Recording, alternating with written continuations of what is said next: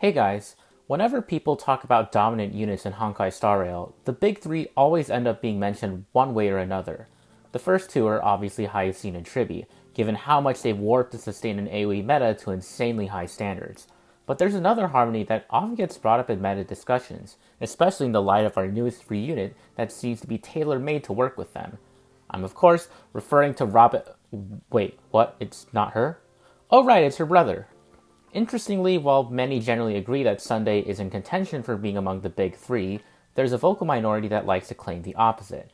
Power crept by RMC, Sundog, Mydei, whatever you want to say. On the other hand, though, I think that there are also some that praise his capabilities to high heaven, especially regarding the topic of SP positivity, buff strength, turn doubling, and his general universality. The truth, I think, is somewhere in the middle, and frankly, this divide really intrigues me. So today, let's find out the truth of the matter. How good is Sunday actually? Let's start with what Sunday offers. On the buff side, he offers 20% crit rate, 30% damage, or 80% if the unit has a summon, and around 75% crit damage, assuming your Sunday has around 200% himself. Honestly, compared to the other action advancers, that's not really that much. Bronya out-amps him when you consider the attack percent buff, and Sparkle, while initially about on par, gets bumped way up when paired with a Quantum ally. Of course, though, Sunday's buffs by far have the best uptimes. The crit rate lasts for 3 turns, and the damage percent lasts for 2 turns, both of which are refreshed upon using his skill. The crit damage is tied to a 130 energy ult that lasts for 3 of Sunday's turns, is online starting from turn 1, and refreshes either 20% max or 40 energy per use, whichever is greater, and makes the skill essentially free while it's up. Speaking of his skill, though, it also lets the chosen ally and their summon immediately take action and cleanses one of their debuffs, the main factor that places him above Sparkle. Take Bronya's skill, but even better for summoners, though with the infinite preventing clause of being unable to advance Harmony units. Oh, and as a small but hefty bonus, his technique also grants 50% damage for 2 turns upon the first use of his skill, on top of his usual 30 to 80% damage buff. All of that sounds pretty nice, but in practice those numbers are even better. While 20% crit rate can technically be equated to 40% crit damage, as numerically they're the same amount of crit value, the ability to either make up for missing crit rate on a character's build, or switch to a crit damage chest to capitalize on different relics, is a really nice quality of life change. With so many crit damage buffers, either from the DPS's self buffs or support buffs, hitting 100% crit rate is a top priority for crit DPS nowadays, which is still the vast majority of the roster, and there's a big difference between building for 80% crit rate versus for 100%. To be precise, is about 7 substats worth of rolls. Sunday also likes to run a -1 setup with a DPS to give them double the turns, making his 2 turn damage percent and 3 turn crit rate buff essentially permanent after the first skill use, and the crit damage buff being online from turn 1 also makes it close to permanent after the first ult use, especially if you have his S1. Even if your DPS has a self-action advance in their kit, at worst they'll usually only be losing the damage buff for a single turn, with the crit buffs lasting long enough to allow for an action advance while maintaining full uptime. Speaking of his S1, it's an absolute game changer as well. While 45% stacking damage is nothing to sneeze at, the 8 energy per single target skill or ult use also helps guarantee his 3-turn ult, and supercharges not just his rotation, but also other single target buffers like Tingyun, Bronya, and Sparkle, making it potentially best in slot not just for him. And most importantly, per every 2 of those skill or ult uses, the S1 also grants an additional skill point, changing him from a mostly SP neutral to an SP positive support. Not to mention that more energy for him means more energy for the DPS, which they're already getting a ton of between their double turns in Sunday's ult. That just begs the question then, what's there not to like about his kit? Well, let's look at how Sunday is in practice. First, Sunday loves running a 134 speed setup. At a staggeringly slow base 94 speed, he hits 126.8 speed with 4-piece Sacerdose and speed boosts. This means you only need about 3 speed subs to hit the desired 133.4 speed breakpoint for 2 actions every 3rd cycle. And considering how his crit damage buff scales with his own crit damage, there's a real consequence for trying to blindly chase speed with him, not to mention that your DPS will also need to sacrifice offensive stats for speed to compensate. As for the usual suspects, regarding high speed builds, his high ult cost, which is especially notable without his S1, makes DDD and Eagle less good for him, especially since you ideally want to ult on his own turn in order to maintain full uptime on his SP refund condition. So the question then becomes, who wants to run a 134 speed setup? Well, a decent amount, but not as many characters as you'd think. Our classic HP drainers like Mydei, Blade, and Jingliu can run it, as well as DPS relying on both their turns and ults for more damage. See Dr. Ratio, Saber, Phainon, and DPS Silver Wolf.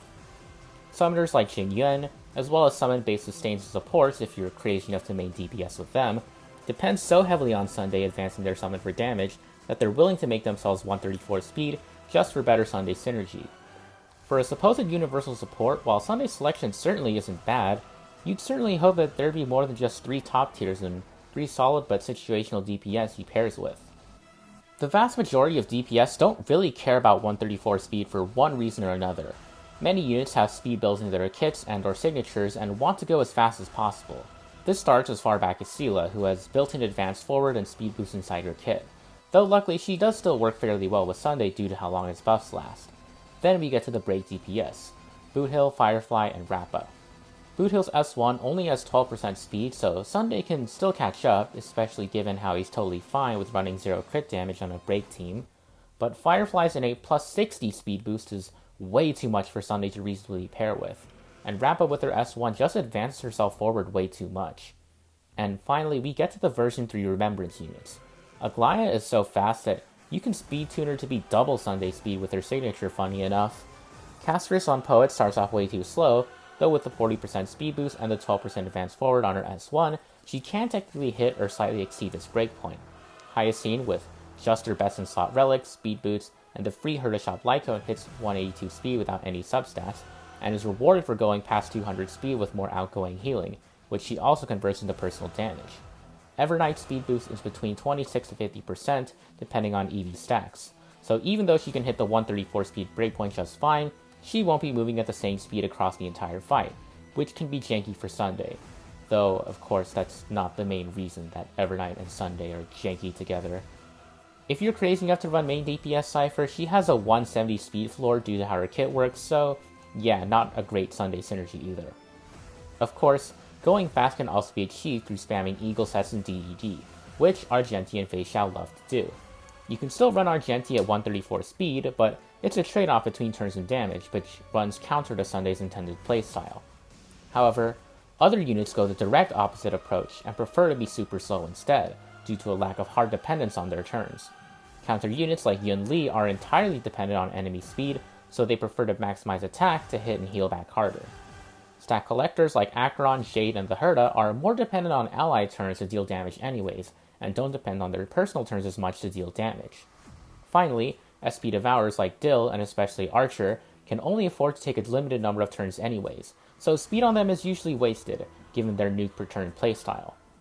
All of this is to show that the double turn dream setup for Sunday isn't quite as straightforward good as you might think, especially with the existence of supports like RMC, Robin, Cerydra, and Dance Dance Dance, to name a few. DPS are no longer confined to the 134 speed baseline, should they desire to take lots of turns without innate speed buffs or advances in their kits. And should they have those things, Sunday isn't needed anyways. While we're on the topic of supports though, let's get into another aspect that Sunday struggles with: support synergy. First, his sister. Not only can Sunday not advance her directly for more energy, but him giving his ult to her gives up both his huge crit damage steroid and his SP refund per skill, making it nigh unrecommendable in 99.9% of cases. If you want an early Robin ult, you'll most likely need Tribbie's S1 on her or a second advancer on the team. Additionally, Sunday's 134 speed tuning doesn't work well with maintaining Robin's ult either. Her ult state being at a fixed 90 speed means that Sunday usually only gets 1 to 2 turns inside of it before it expires. Given that he doesn't contribute attacks himself, this usually means that keeping Robin's ult filled up is pretty difficult without outside help, like MOC's AV reset between waves, enemy hit energy, or rotational buffs like Apocalyptic Shadow's ult refills on break. Next, RMC. While Sunday generates a decent amount of energy through his ult and doubling the DPS's turns, having 2 action advantages on the team means that you need to choose between A, some of their 3-turn buffs running out, which is especially bad since RMC has 10% crit rate and Sunday has 20%. This not only nerfs how much damage your DPS does, but also puts them in an awkward position similar to Yan Sheng, where they either have to overcap on crit rate or occasionally fish for crits. Or B, deliberately wasting RMC's action advance, which obviously isn't ideal either. The RMC Sunday synergy still works decent with Aglaea just because she wants more turns at all costs, though the buff uptime problem is way worse for her, given her insane speed. And I guess they're okay with Mydei since he doesn't have as many ideal supports to begin with, but otherwise I'd steer clear of pairing them together, especially speaking from personal experience. The Sparkle plus Sunday synergy runs into similar issues, especially since Sparkle's crit damage buffs have an even shorter uptime period, and you're forced to run a slow DPS, which means you don't actually get more turns unless your Sparkle and Sunday are acting at pseudo 200 speed, a breakpoint that is not easily met without sacrificing lots of crit damage on the both of them. Not to mention that teams like Sparkle prefer boatloads of SP rather than more turns, while Sunday teams appreciate the turns and or the ability to advance summons, two roles that don't overlap each other at all at the moment. Ruan Mei has no direct anti-synergy with Sunday, but similar to Robin, except without the team-wide action advance, pairing two supports that don't often attack, especially in today's meta, isn't really ideal. Additionally, Ruan Mei finds her ideal use today in break teams, which Sunday doesn't provide any meaningful amp for and is usually kicked out in favor of other supports as a result. Tribbie is probably one of Sunday's best Harmony synergies, especially since she herself provides lots of AoE attacks to offset Sunday's lack of them, and she can be an effective DDD holder to let him hit faster speed breakpoints, though not quite as much as 200 speed, that's asking for a bit too much. Additionally, Sunday's energy-giving ult lets Tribbie fire off her follow-up attacks more often, and the amount of SP he generates offsets Tribbie's relative lack of SP regen. The main issue, quote-unquote, with running these two together is that Tribbie's damage is often quite significant, and not being able to buff Tribbie is a point against him compared to someone like RMC, who also serves as a much better battery for her as a frequent attacker themselves. There is technically some funny business you can do by Sunday scaling Tribbie, since she gets to hold on to his crit rate and damage buffs for a long time, especially since she herself doesn't get advanced. But in my experience, it's never allowed the team to clear faster, since she wastes an extra DPS turn in the process, so I would never recommend doing this under most circumstances. And of course, how could I not talk about Sunday's skill spam enabling potential without mentioning the queen of skill amp herself, Cerydra. Celery's desire to consume all the SP to charge her coup de main faster is granted with an E0S1 Sunday. Both of them being pure single target buffers means that they both fit neatly within the hypercarry model, and Cerydra most notably not being an action advancer gives her excellent synergy with Sunday's support buffs. The only downside is properly tuning around Cerydra's 3-turn speed buff, but she can skill more often with Sunday for better speed uptime, so this shouldn't usually be an issue. And well, if a different action advancer like RMC or Sparkle or anyone else is preferred for your rotation, then Sunday is unfortunately a definite no-go with her. But enough talk about one-on-one support synergies. Honkai Star Rail is a 4-team member game, and it's here where I think Sunday suffers the most in practice compared to in theory, because in exchange for supercharging the DPS with energy and turns, Sunday gives up both AoE buffs and the ability to attack, two major flaws that really hurt his performance in most teams nowadays. Let's start with the most puzzling example, with Sunday's utter lack of amp for Castorice and Evernight. Despite the two of them being summoners, which was supposed to be Sunday's strongest synergy, the fact that these characters rely on instantly killing their summons for damage, and the fact that their entire teams are built around this concept, means that Sunday has almost zero window to buff these summons. If Sunday was an AoE buffer, or got something like RMC's E1, where buffs automatically transfer to the Memo Sprite, this wouldn't be an issue, but unfortunately he has none of these things, meaning that his damage amp for these teams is effectively close to zero. And honestly, even if he had it, given how Remembrance teams also depend on Tribbie's and Hyacine's damage, I'm not sure without the AoE buffs if he'd be an upgrade to RMC all the time anyways.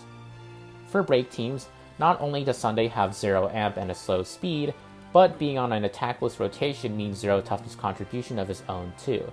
Sure, his ult helps recharge Boothill's ult a bit faster, but compared to action advanced supports that also deal toughness damage and have good amp, like RMC and Ruan Mei via her weakness break efficiency, as well as DDD spammers like Harmony MC and Tribbie, it isn't anything to truly write home about.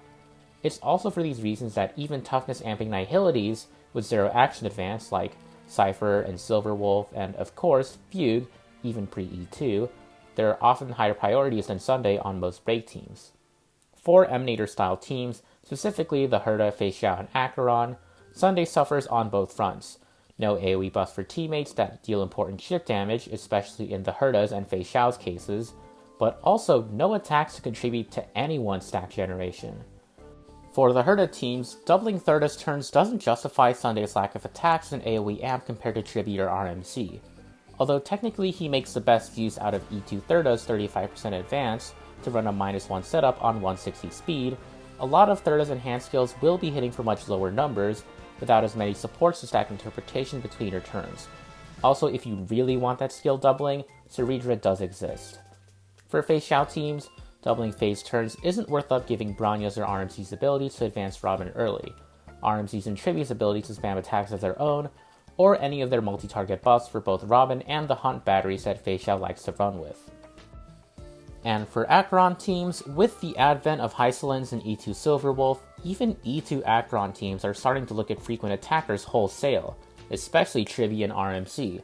And well, even 3 stacks per Acheron turn isn't beating the stack gen that Xiao Cho, Pella, and Cypher typically tend to offer, especially since you're also trading offensive stats to run 134 speed Acheron instead of having her equip attack percent boots.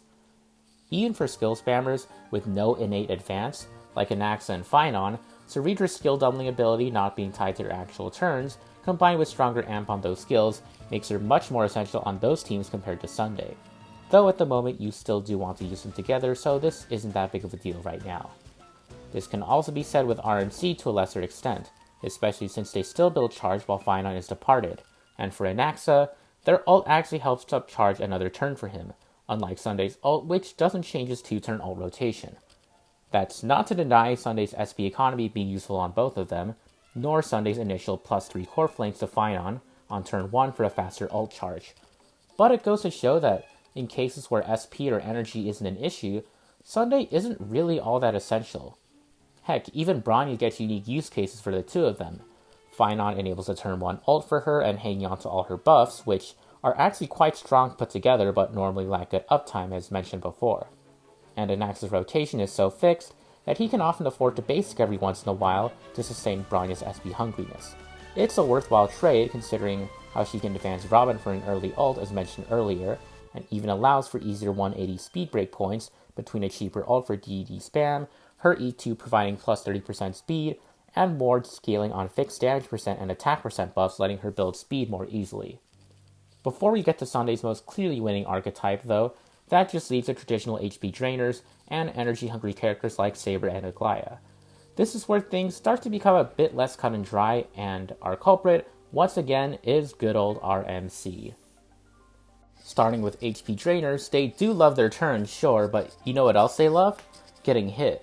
This results in them generating a lot more energy than normal, a positive RMC synergy, especially when factoring in Blaze and Jingliu's buffs, which both give them way more energy per rotation. When paired with Hyacine, Tribbie, or both, as they so often are, all of a sudden your team is generating way more energy, especially in environments full of enemy AoE attacks, where Remembrance characters not only take 2 instances of HP loss, but also receive double the energy. Not to mention that RMC is capable of buffing multiple team members with their passive crit damage, the MOC or Herta Shop Light Code, the new Deliverer Relic set, and sometimes even just using Mem support on Tribbie or Hyacine directly. While RMC is usually a DPS loss in HP drained teams, the amount of amp they bring to its best in slot sub DPSs is so insane that they actually stand a chance against Sunday. Slap Hyacine's S1 onto RMC, and that synergy increases even higher. But truthfully, RMC isn't as drastic of a main DPS loss of these two as you'd think either. When HP percent is such a rare stat, allowing your DPS to run HP boots is a pretty big deal, especially since Blade, Jingliu, and Mydei all don't really care as much about turn spamming as you'd think. Blade has his off-turn follow-ups, which are much more consistently spammable versus aggressive enemies, getting 15 extra energy per follow-up for more ults, for more HP drain procs which in turn leads to more follow-ups, plus an extra 1000% aggro, translation 82% chance to get targeted, or 73% even on a double Memo Sprite team, makes him less reliant on his own turns. Jingliu gains 25% defense shred on her next attack if her stacks over cap, which is way more likely to happen if she's slow, you have lots of teammates to get hit and drain from, as well as if your team is running Hyacine's S1 or not. Not to mention that since it's only on her next attack, it makes more sense to trade your speed for more damage on that super enhanced attack. Even without supercharged attacks though, being slower means that Jingliu can keep her enhanced state up for longer, sometimes even permanently, the same way that Sunday enables it by doubling her turns, but giving her extra energy to compensate. And Mydei doesn't necessarily want his turns to be doubled, he just wants his Godslayer Begons to hit as hard as possible, since, well, you can't quite double them unless you're Cerydra. Sunday does help charge Godslayer Begons faster via enabling more of his turns and ults, but since Sunday forces Mydei on speed boots, the per nuke damage difference compared to someone like RMC, again, isn't as drastic as you'd think. Also similar to Jingliu, Mydei runs into the problem of overcapping on crit rate much easier, though depending on your relics, this still may or may not be an issue for you. This is where the option of running Annihility also, in Sunday's or even RMC's place, also presents itself. Not only do Annihilities provide the highest raw unconditional amp, which is especially relevant for nukers like Mydei, but they also amp up everyone on the team. Remember Hyacine and Tribbie who oversaturate like crazy on damage percent? Yeah, Annihilities completely ignore this issue. Silver Wolf can be clunky for Mydei due to her attack down bug being potentially annoying, but for Jingliu who constantly saps away at her teammates' HP, she's a life-saving choice for sustainless runs, especially since she also opens Ice Break versus non-weak enemies. And interestingly, ever since Cypher's release, you can actually use Silver Wolf's skill to change Mydei's targeting, just like Cypher. This works because Mydei's targeting logic now prioritizes the enemy with the highest number of debuffs, according to my local Mydei informant anyways.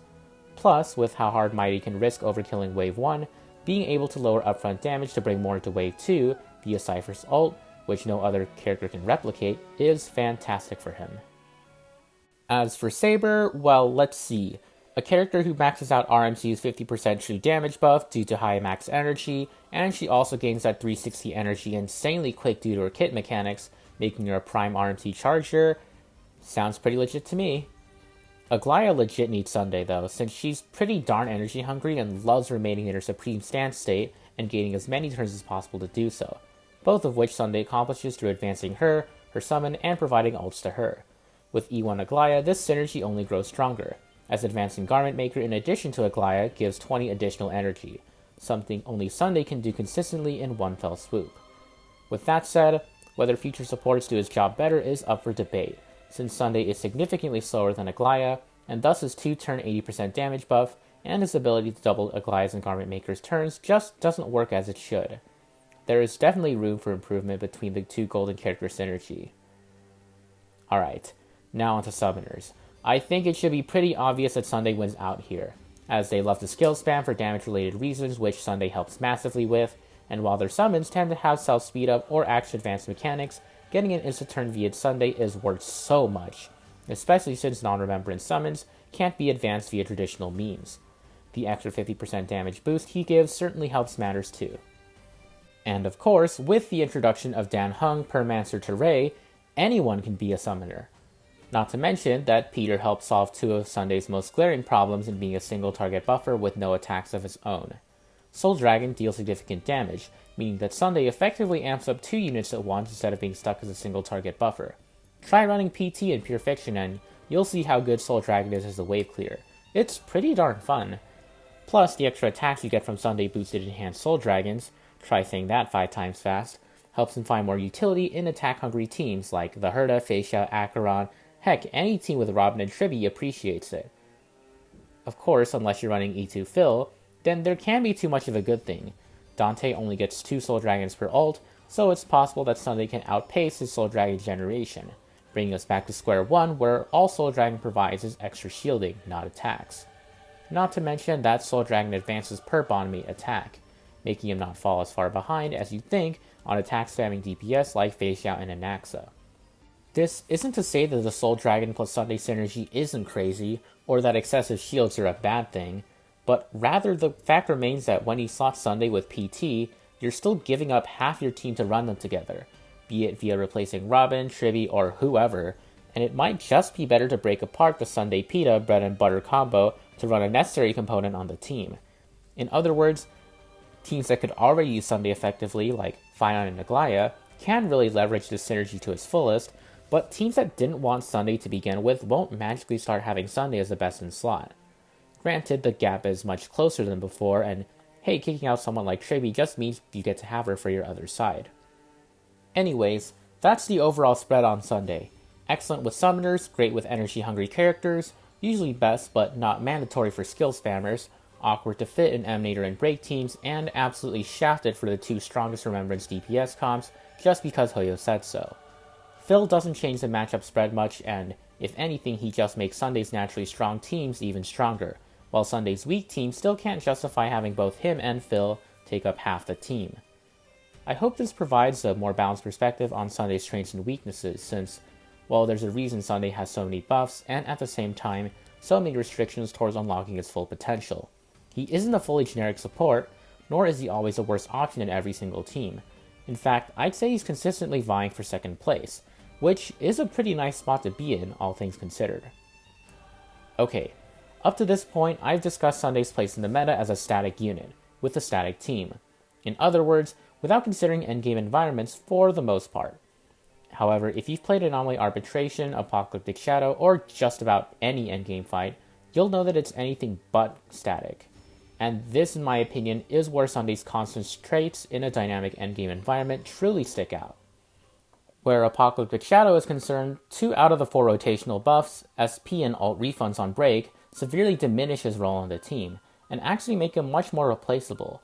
SP refunds on break help skill point hungry DPS like Archer a lot more, who don't really use Sunday, not to mention how they give skill point hungry supports like Bronya more of a fighting chance.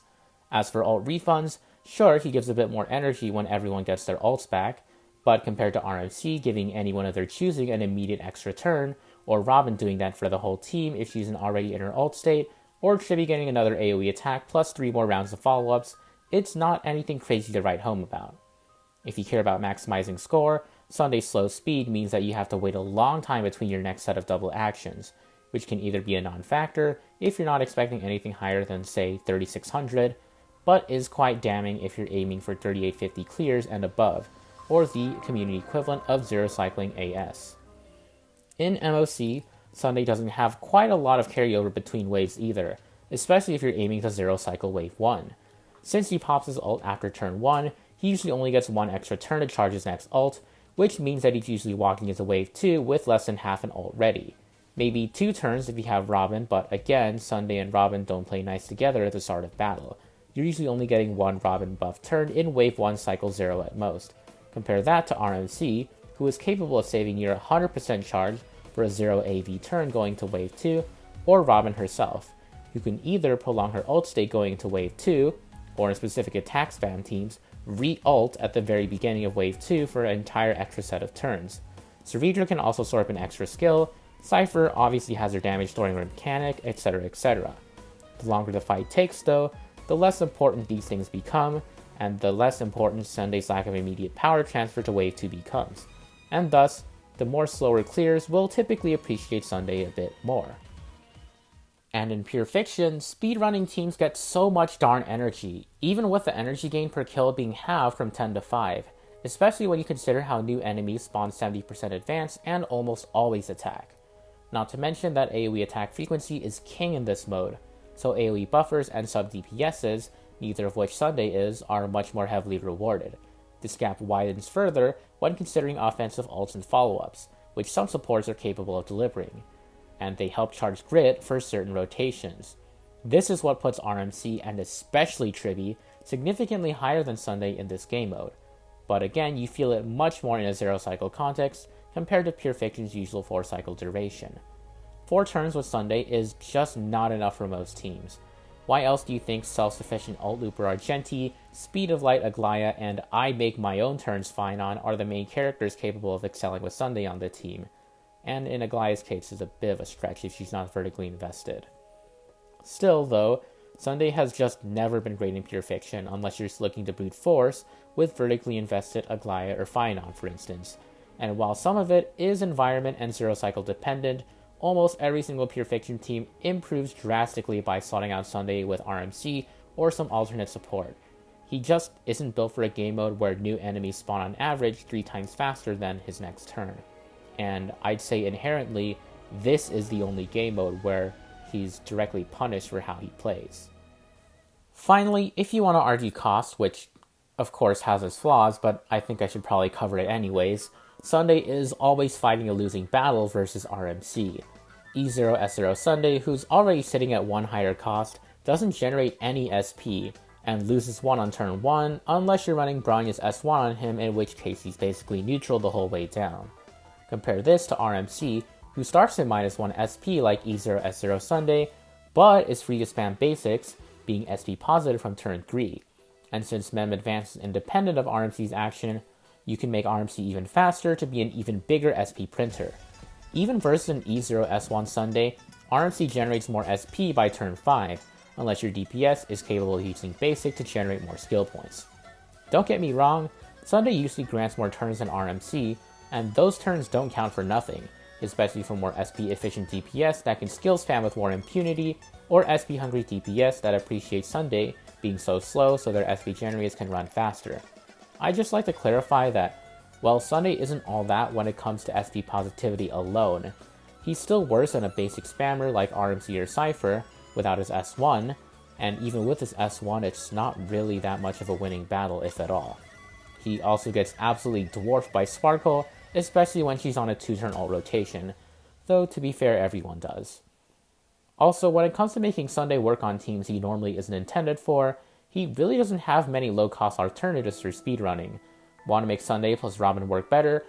Hope you have Tribbie's S1 or Robin's E2 because he doesn't pair well with other action advancers as covered before.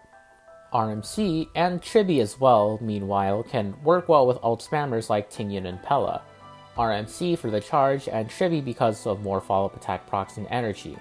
Not to mention how their high-speed playstyle complements both fast characters like RMC, but slow but non-turn reliant characters like Tribbie.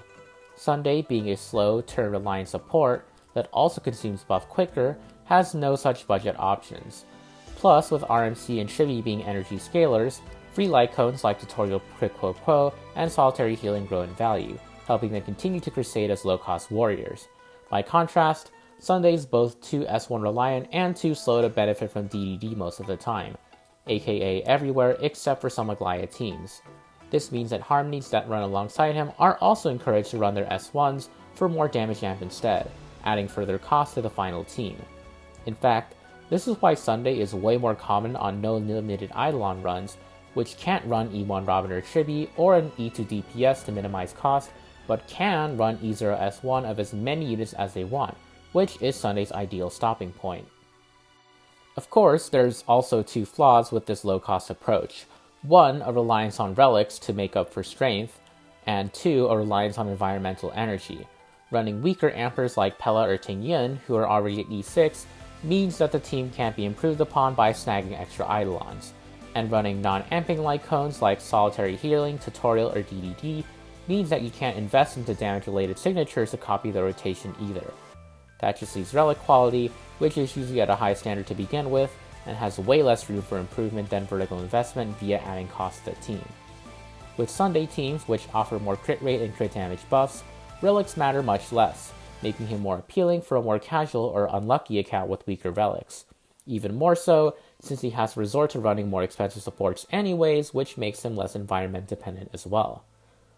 Sure, the brute force method, which Sunday practically embodies, almost always clears slower than the tailor to certain endgame methods at the same or comparable cost. But brute force, as the name implies, suffers less from worse matchups. Try running Tribbie and RMC performance versus low target and low aggro, bulky enemy scenarios respectively, and you'll see that their general's performances tank quite a bit, while Sunday doesn't drop by nearly the same extent. Slow but steady has its merits sometimes, especially when the enemies are also slow and steady, especially when you're not trying to think as much when clearing.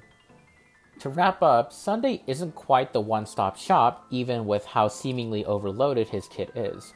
Sure, he doesn't have any attack or HP-specific buffs, but he's hard-tied to 134 speed in a meta where most DPS and supports either way outspeed or underspeed that benchmark.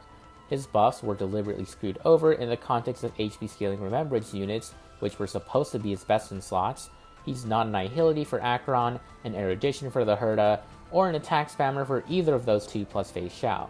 He's dependent on his S1, and doesn't work well with most supports, and depending on the endgame environments, even his strongest teams can sub him out for another support, especially where RMC is concerned. However, he is still truly excellent, dare I say irreplaceable with non-suicidal summons, which was his strongest niche from the beginning, and the presence of Permancer to Ray really helps catapult teams where he already fits to new levels of synergy and comfortability. I gotta say, after being eschewed in favor of one Astral Express member, it's nice to see another one lifting him back up to meta prominence. So what's the overall takeaway? Well, first of all, supports are only as good as their strongest synergies. Sunday may seem great in a vacuum, but because he's a single target buffer, there's a lot of hidden hoops required to allow him to perform to his full potential. Second, not everything is about cost. When you can't use RMC to lower costs, be it that you need them on the other side, or require Harmony MC to keep your Super Break team afloat, at least until the next support, second string supports like Sunday suddenly get a chance to play the main lead, especially if you don't have 2 fully formed best in slot teams, or 3 in Anomaly Arbitration's case. But at the same time, if you do have those teams, why settle for a generalist rather than someone who will actually improve your account, even if the additional cost is required?